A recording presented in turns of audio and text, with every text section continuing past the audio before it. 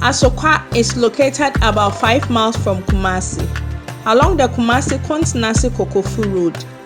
The Asokwa stool is one of the Ihinkwa stools, and is neither an ancestral stool nor an Maga stool. The Asantehene alone holds the authority to approve the occupant of the stool. When the stool becomes vacant, electors present a candidate to the Asantehene. Once approved, the chief swears allegiance using the Impomponso sword. Askwahene, also known as the Batahene, belongs to the Gyase clan of the Asantehene.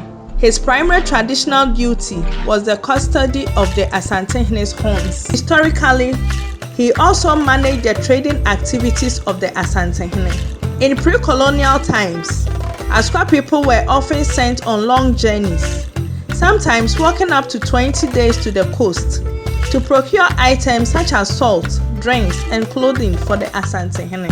Additionally, the people of Asokwa were responsible for weeding, fencing the Mensha Palace, and supplying firewood.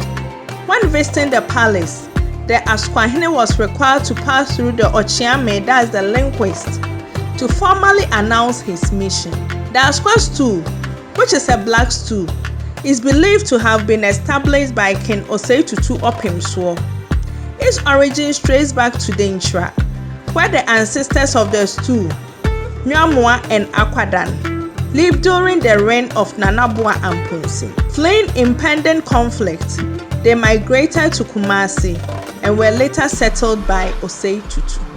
The Asokwa people experienced several relocations, from Wabeso Bonsu to Askwastro on the hill, near today's UTC area, then Sede, near the current broadcasting station, before finally settling at Bepobin, Red Hill, the present location of Asokwa.